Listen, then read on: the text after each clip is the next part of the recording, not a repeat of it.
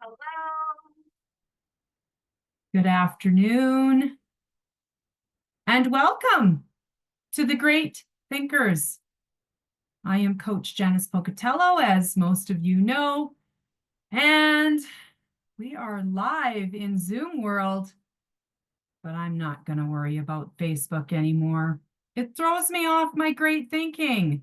So now that we are diving into, I do believe this would be my sixth webinar. We're going to be just doing the recordings unless you're joining me live in Zoom. So just know, watching the 2% Club for any of the times and invites that I'm going to be sending out. It's always going to be the same time. But yeah, enough about that. Let's get into it, shall we? We are going to be doing Thought Factor in Achievement, Chapter 5 from As a Man Thinketh. I'll tell you, every time I peel back a layer and turn a page, there is something else to be said about these thoughts that I have brought in as we go along. So thank you for joining me. Hello, Becky. I was just saying that we are doing the thought factor in achievement from As a Man Thinketh. There is so many different layers within this book. It is small but mighty. And I've gone into my studies on this one with an open heart because I've realized that as much as we know cause and effect, as much as we know will and persistence, there's always something to be studied in those factors, right? So what I do is I study as I go through this book, and I share notes that I have created in order for me to give everybody my thoughts on how that goes. So again, chapter 5 in Thought Factor in Achievement. Now, it goes right into it. It says, all that man achieves and all that he fails to achieve is the direct result of his own thoughts. And again, in saying that I already know about cause and effect, it goes on to say how in a justly ordered universe where we have an expose that would mean total destruction, individual responsibility must be absolute. I have absolute responsibility. So what does that even mean? It's tied to that factor of the cause and effect so strongly because it is giving us the power to have complete ownership over our inner world. And by extension, over what we experience in life. Don't forget that the way he starts this whole book is stating that environment is but our looking glass. That should be written at the top of every single start to a chapter.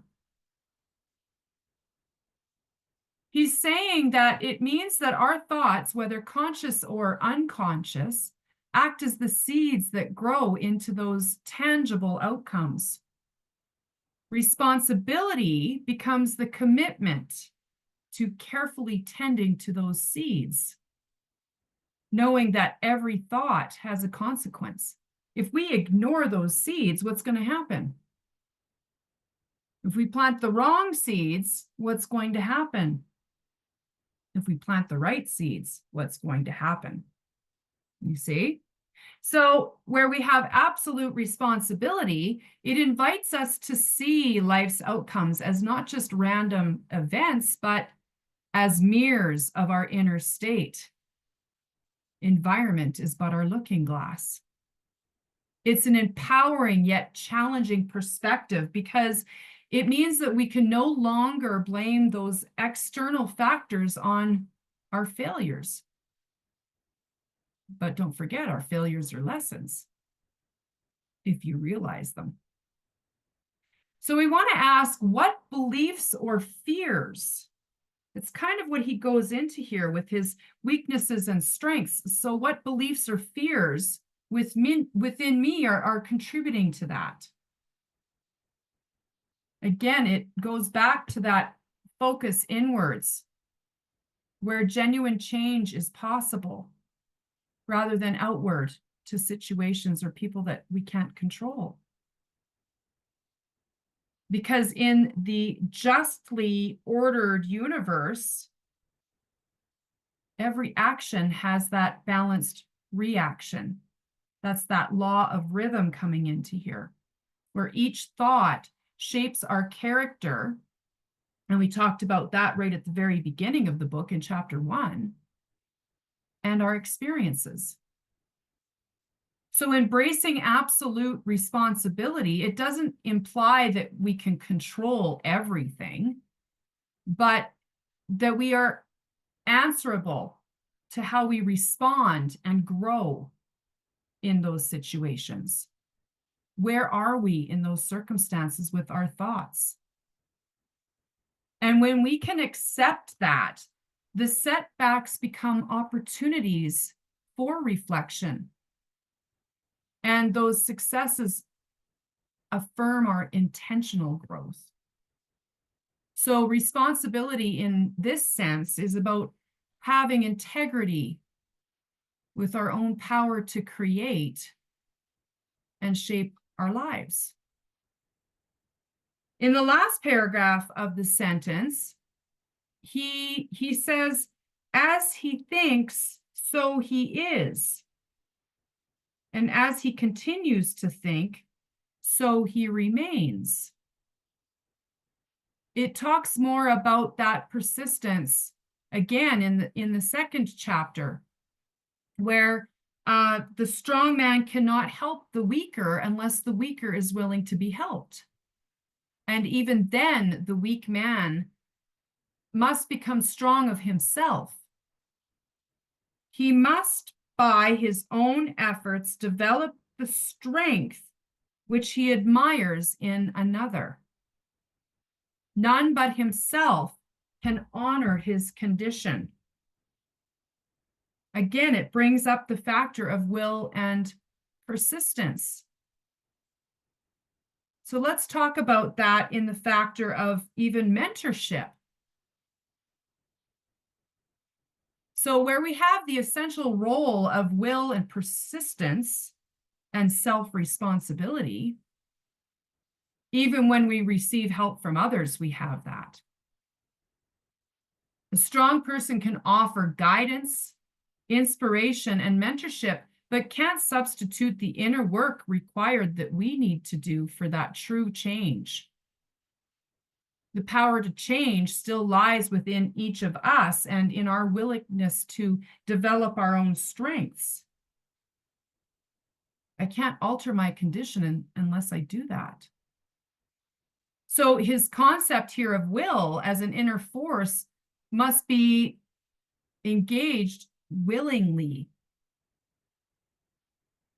You have to be willing to do that inner work. It requires not only the desire to be helped, but also the commitment, the persistence to act upon that desire. So that's where mentorship and seeking that strength in others can be a catalyst for that growth. And showing a person what is possible and providing support, because sometimes you can't see within your own self what somebody else might. Or, as we all know, things that we see in others are actually strengths that we do have ourselves. We just haven't enveloped them yet. And showing a person what is possible and providing support in those doesn't relieve the individual to take, again, that responsibility to take steps in their own path. That's where that mentor shows the way. It's the mentees, or the person that's supposed to be listening to understand, and their persistence that will fuel that journey. And as for the persistence in this paragraph, it's the steady, continuous effort that builds that strength and takes you out of that weakness. By persisting, a person grows beyond that weakness, that initial weakness. It doesn't mean it stays with you. That's why they say initial weakness. It develops the traits that we once admired in another that we can start to instill upon ourselves. It's in that development, not being instantaneous, but rather it has that consistent effort, that persistence that's required. Even when we face obstacles, keep going. When someone admires that strength in a mentor, it's a call to awaken that same strength within themselves through that perseverance. So that's why a good mentor doesn't come to the rescue of somebody. That's something else that I took from this here. None but himself can alter his condition. I'm not looking for somebody else to save me or carry me. It instead teaches me how to access my own inner resources. That's why I show up. That's why I study. I've been doing this work for 6 years every day, and every day I have a new awareness. Right? So in knowing that, that's where that transformation comes from, is by me owning that responsibility. I no longer want to be weak. But guess what? Every time I gain a strength, I'll find another weakness. And that's where that daily work comes in. He goes on to say that many men are slaves because one is an oppressor. Let us hate the oppressor. That's pretty strong. Now, however, there is amongst us an increasing few that have a tendency to reverse this judgment and to say, one man is an oppressor because there are many slaves. Let us despise the slaves. So if one has conquered weakness and put away those selfish thoughts and belongs neither to the oppressor or the oppressed, being the slaves, and he is now free, as it states a little bit further down, how can we speak to the truth and the knowledge that perceives the action in the laws that are surrounding this? He says, a perfect knowledge perceives the action of the law in the weakness of the oppressed and the misapplied power of the oppressor. He goes on to say that there is a perfect love, seeing the suffering which both states entail. So you've got the weak, you've got the strong, you've got the oppressed, you've got the oppressor, you've got the slave, you've got the master. Well, where does the love come in? Where do we take that word hate and instill the opposite power of love? This passage beautifully introduces that transformative concept of compassion as an understanding that transcends blame and resentment. It invites us to see that both the oppressor and the oppressed are not moral failures, but that they are caught in a cycle of thought and action. And the compassion comes in by us recognizing that each suffers in their own different way. And what James Allen says here is a perspective that rises above the traditional division of good and bad, victim and villain.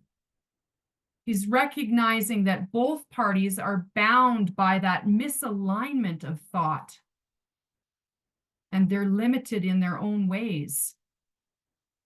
So where perfect love comes in is, again, it's that compassionate vision that sees the oppressor as someone trapped by their own misuse of power, driven by fears and insecurities or desires that ultimately isolate their true self. And similarly, it sees the oppressed as struggling against those internalized limitations, fear, and what they perceive as their weaknesses. It reinforces societal forces because it prevents them from standing fully in their own true self, their own true strength. So perfect love, opposite of hate, doesn't condone harm, but it instead sees the deeper suffering that each state brings and how it offers the empathy rather than the condemnation of either the slave or the master. So it sees that these roles are fluid. Those who are oppressed may, in their own ways, exercise oppressive behaviors themselves and vice versa. So that power of dynamics are less about the label and more about how people fall out of alignment with their higher nature because of the ignorance or the fear that they have. They're not aware of studying, understanding, and gaining more knowledge. So where we have perfect compassion, again, we have to see that both the oppressor and oppressed are just disconnected from that truth. They have a shared human struggle. They both need to overcome those limitations. That is what sets them free. We can't overlook the injustice, but what we're doing is we are addressing it from that higher vantage point of using that word free. What makes you free is recognizing that you are your own person. You are your own responsible factor to accountability. I am free because I have the potential and ability to transform. So again, that's what makes me free, fostering an awareness that ultimately frees everyone involved, not just either or, but everyone. So he goes on to say that just after he says that he is free, a man can only rise, conquer, and achieve by lifting up his thoughts. He can only remain weak and abject and miserable by refusing to lift up his thoughts. He may not, further down, in order to succeed, give up all animality, that's an interesting word to say, and selfishness. So where my thoughts were on that, and I had it written in my margin, is that is your pre-programmed state. He goes on to say that if a man whose first thought was bestial of indulgence and could neither think clearly nor plan methodically, he could not find and develop his latent resources and would fail in any undertaking. And that would happen if he stayed in that state.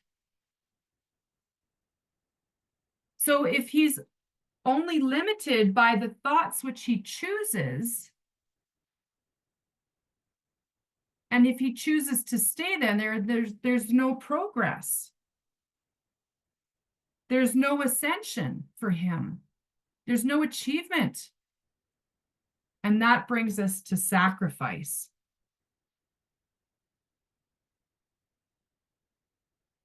So he says that right here because he's confused by the animalistic thoughts, and it fixes his mind on the development of his plans, strengthening of his resolution and self-reliance.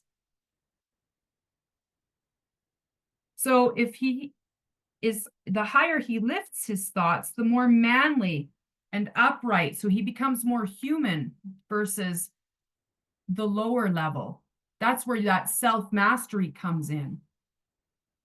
The very bottom of self-mastery is animalistic thoughts. The true success and fulfillment comes from rising above that base.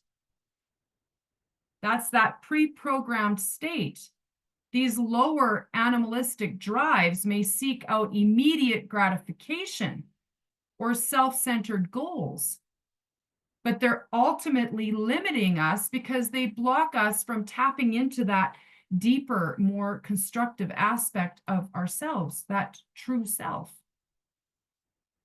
So when we're guided primarily because of those selfish or indulgent thoughts, it's challenging to develop a focused higher vision or to cultivate that inner resource needed to sustain achievement. So for us to truly lift up our thoughts, as Alan is suggesting here, a person must develop that clarity and purpose beyond the immediate desires, the immediate gratification. And that requires the sacrifice. I double underlined that in red. Specifically, the short-term or self-serving things that truly aren't serving us, because there's really very little sacrifice in that. So this process of sacrifice initially seems uncomfortable because it involves stepping away from our habitual thoughts that may feel familiar and easy.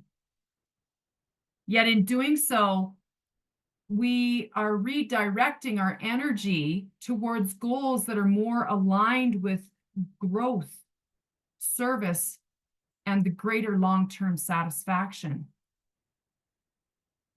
It's about fostering those qualities such as integrity, courage, and self-discipline that brings us more in alignment with our responsibility to higher self, divine self. And that gradually replaces the fleeting satisfaction of base desires with that more enduring sense of achievement. Because lifting one's thoughts involves setting intentions that resonate with that higher self, your values. And it focuses on growth that contributes positively to oneself and others, because being in service is to others. It's not just all about me. And that's where you have to will yourself to make those sacrifices by practicing self-restraint, because there's temptations everywhere. And they are there to detract us from our path. But we can choose to be ingrained with something else, with a greater quality. And it helps us reinforce our sense of self-worth and our capability to transcend over temporary satisfaction. And in essence, it actually allows us to become more successful in material achievement. but it's more so about that personal transformation. So he goes on to say, bringing in the universe. The universe does not favor the greedy, the dishonest, the vicious, although on the mere surface it may sometimes appear to do so. How many of you, Becky, or anybody else listening right now, know somebody that has done some shady stuff? And it looks like they've got it all going on and everything is easy, and they're living the lap of luxury, right? Things end up crashing down around them though, often, doesn't it? Right? So he says here that it helps the honest, the magnanimous, the virtuous. The universe helps those. All the great teachers of the ages have declared this in varying forms. That's one reason why I'm studying the great thinkers. And to prove and know it, a man has but to persist in making himself more and more virtuous by lifting up his thoughts.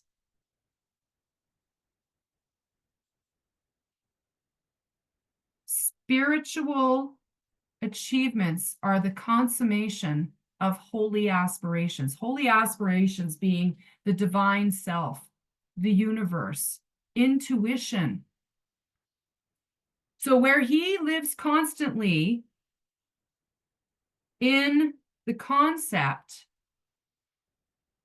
of being noble and having those lofty thoughts, he says here too that, and I'm a little bit further down in the page, as you can tell, but he says here that we rise into a position of influence and blessedness. So what does that mean in regards to the universe? Well, it's talking about the law of relativity and rhythm. Because we are basically becoming one.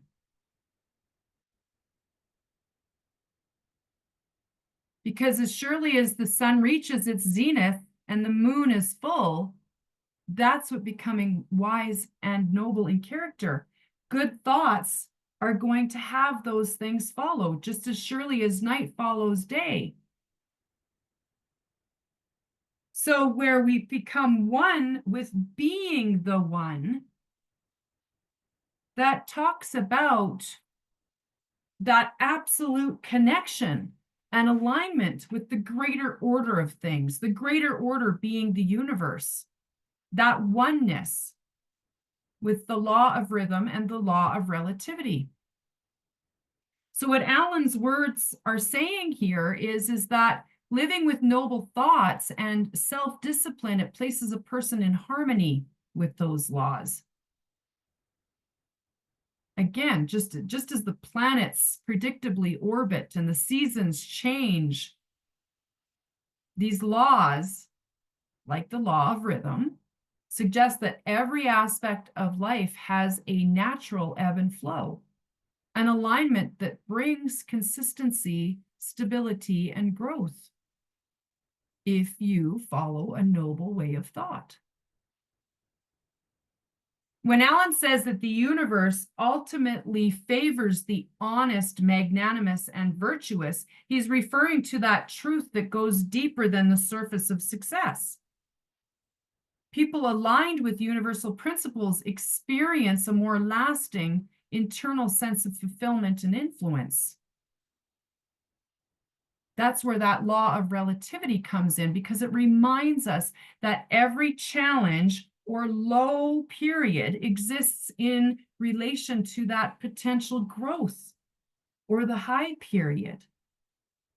So the more we focus on our uplifting thoughts in order to grow, We must lift ourselves above those lesser states and learn from them.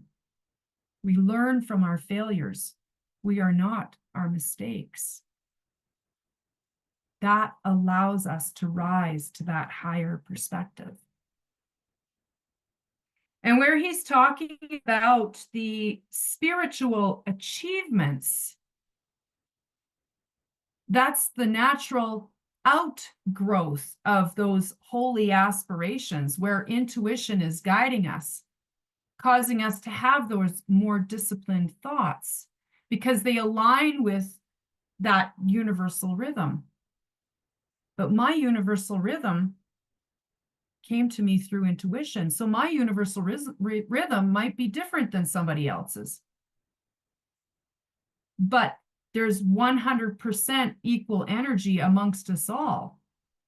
It's just I am I and you are you.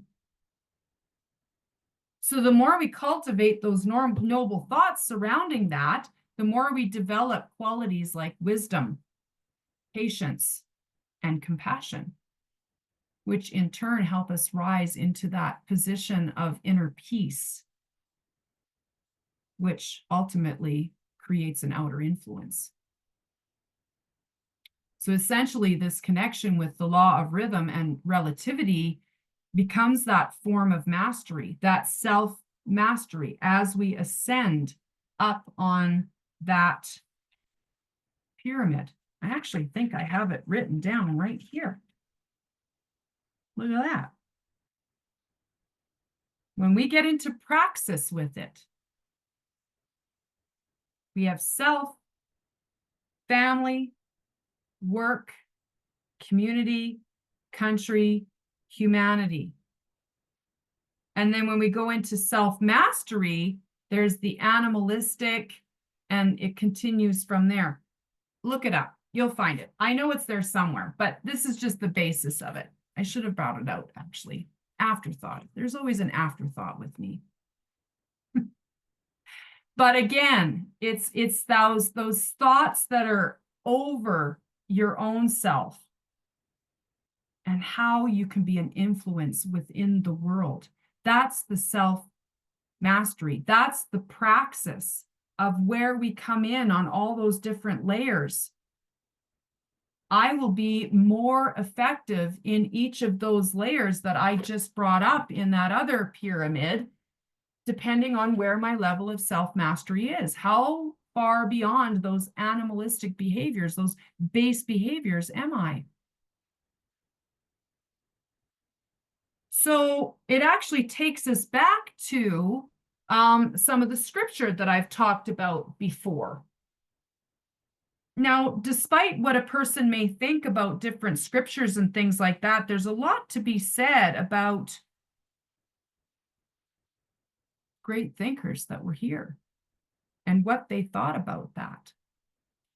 And I've said it before, but I'm going to bring it up again. In Philippians 4:8, it reads, "Finally, brothers," let me just find it here, "whatever is true, whatever is honorable, whatever is just, whatever is pure, whatever is lovely, whatever is commendable, if there is any moral excellence, and if there is any praise, dwell on these things." That captures the essence of lifting one's thoughts. It encourages us to dwell on that.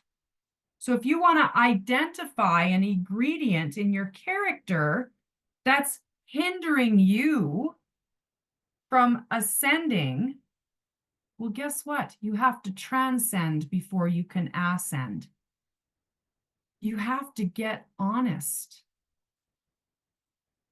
If you're going to entertain wrong thoughts, as it says in Philippians 4:8, you're going to engage in harmful thinking processes. The process of thinking, where are those thoughts causing you to think? Thought and think are two different things. Thinking comes afterwards. And you have to realize that going on that deeper level is where you are eliminating those portions of your character. You have to decide to pursue the person that you desire to become. You have to become a new creature. Mirror the strengths in your mentors. Foster that inner peace and wisdom. This basically echoes the idea that if we persist in elevating our minds, it's going to shape our thoughts and draw us closer to that higher potential.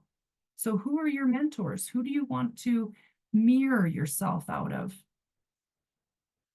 Another great passage that I brought up before that becomes very reflective here is Proverbs 23:7. Now, there's a couple of different ways of looking at this.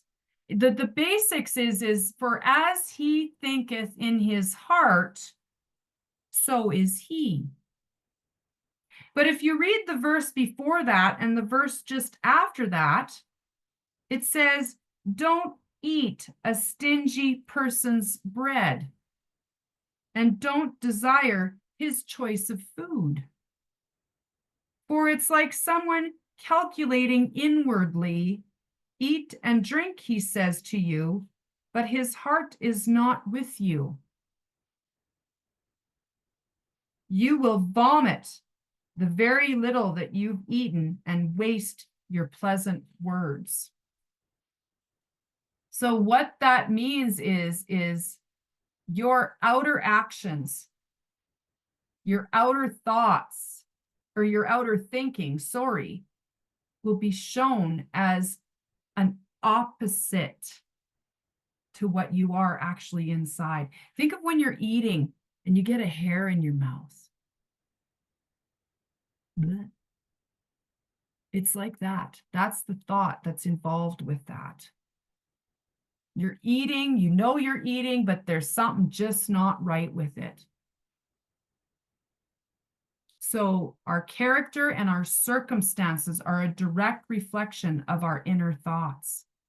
You have to choose virtuous and self-disciplined thoughts. Not only does that transform who you are, but it reflects the outcomes that we will experience in life.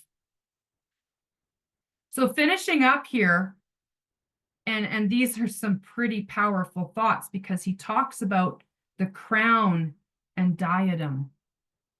Now, at first, when I first wrote in the margin here, I thought that they were one and the same, but it's much deeper than that, actually.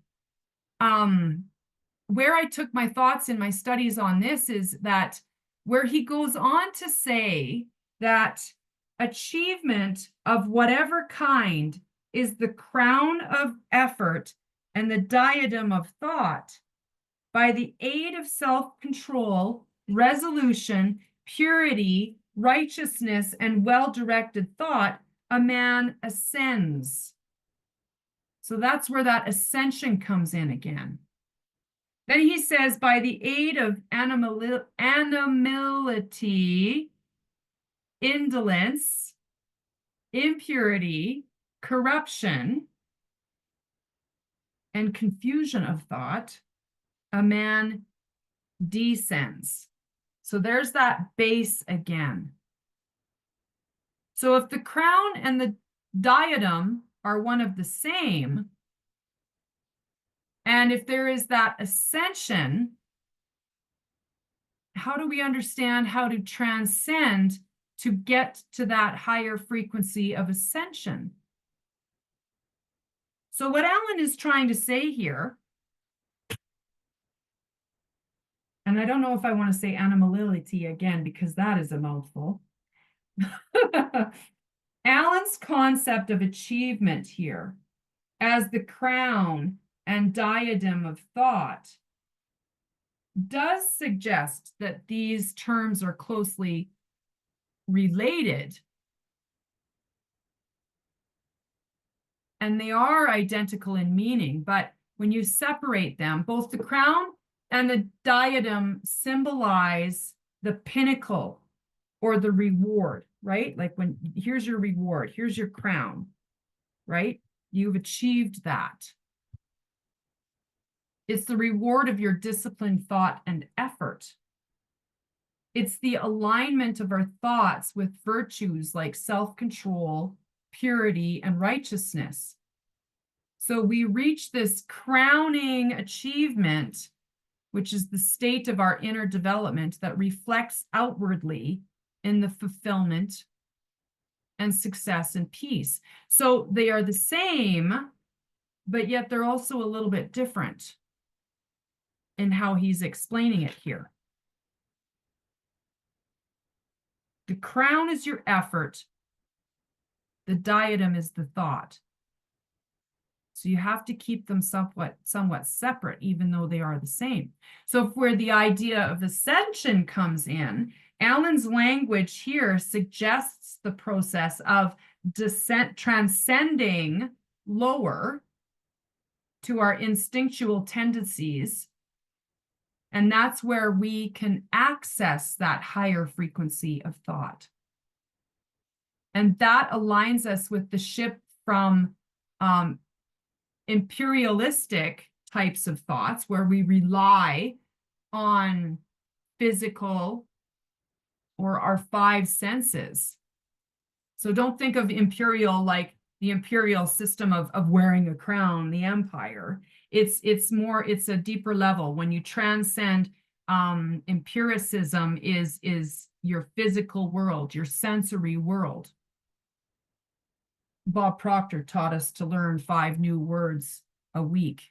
Actually, no, it wasn't Bob Proctor. It was in Lead the Field, Earl Nightingale, to increase your vocabulary. So I learned that one, empiricism. So empiricism moves over to intuition. Intuition isn't our 5 senses. It's that perceiving the truth directly beyond that material. That is where you get the ascending, because then we're not limited by what our 5 senses are experiencing to show us. Rather, it's allowing us to begin to grasp that deeper universal truth through that wisdom and insight. So in practice, this transition from empiricism to intuition involves cultivating qualities like, again, purity, focus, self-discipline, because we're rising above, here's that word again, animalistic influences of impulse or those ego-driven desires, where our consciousness becomes attuned more to that intuitive knowledge. It's that form of understanding that resonates with our higher self.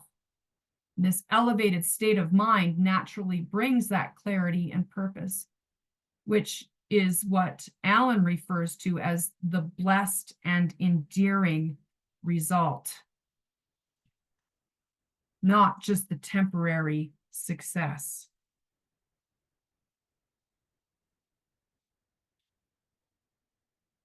So, a couple more thoughts on that.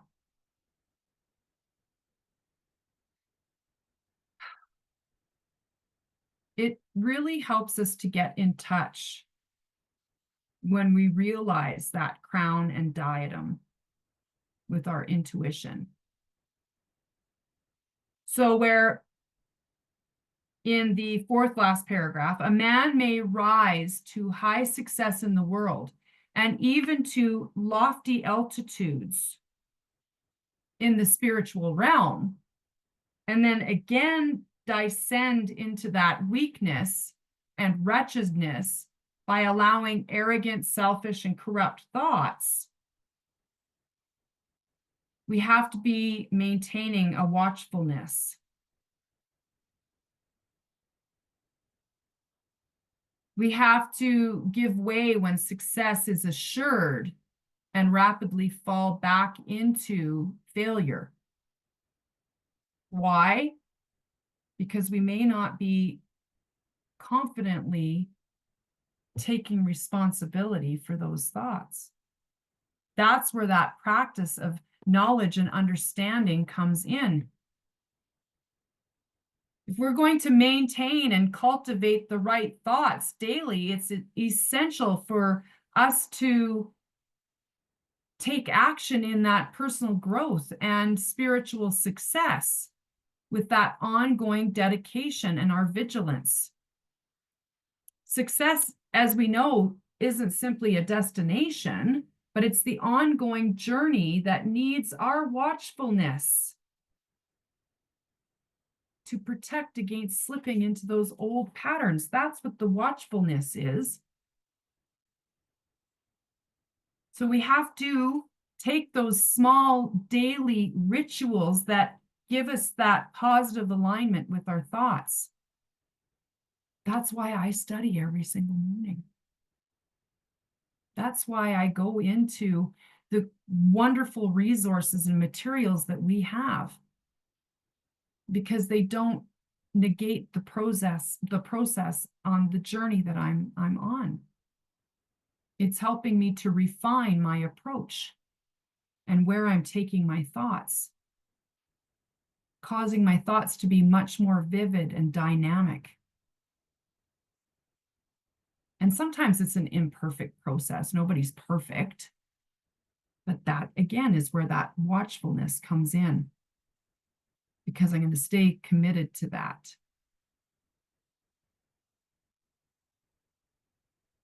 So those are the laws that we need to realize. And that is where my victories are, because I am maintaining that watchfulness. I have to realize that where he says at the end here, all achievements, whether they be in the business, intellectual, or spiritual world, are the result of definitely directed thoughts which are governed by the same law and are the same method. The only difference lies in the object of attainment. Again, we each have a different purpose. We each have a different thing that we would like to bring to us.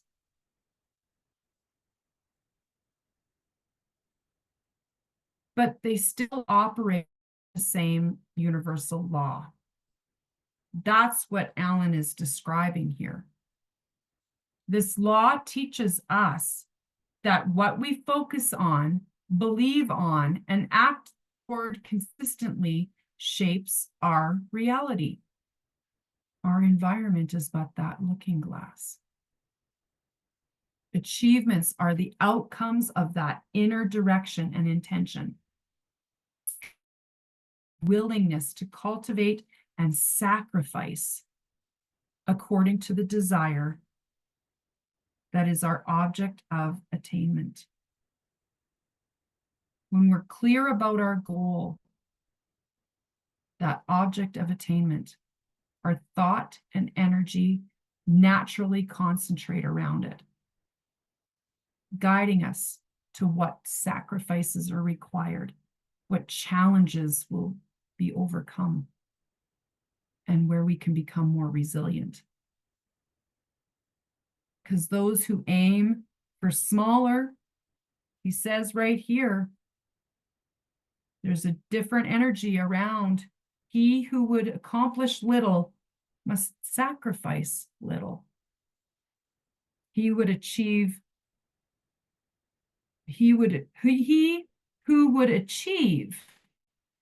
must sacrifice much. He who would attain highly must sacrifice greatly. So again, it's the different degree, the deeper or higher aspirations, the more we're called to let go of distractions and our comfort level or our doubt, to allow that space for growth in that pursuit of the greater achievement. That necessity to commitment, that self-mastery increases every time you level up. That universal law applies again uniformly. It's the same for everybody. Energy is equally available in all places at the same time. But where we get to shine is in knowing that we have that responsibility to sustain our thought, to have clear intent, and to understand the sacrifice that we have to make. And that's it. That's basically what he's talking about here. So, what are you willing to sacrifice for that object of attainment? That's what we need to become more aware of. And that's it for this chapter. Powerful, powerful, powerful book. Thought factor in achievement. Thanks for joining me. I really, really appreciated having you share some of this time with me. And with that said, I bid you adieu.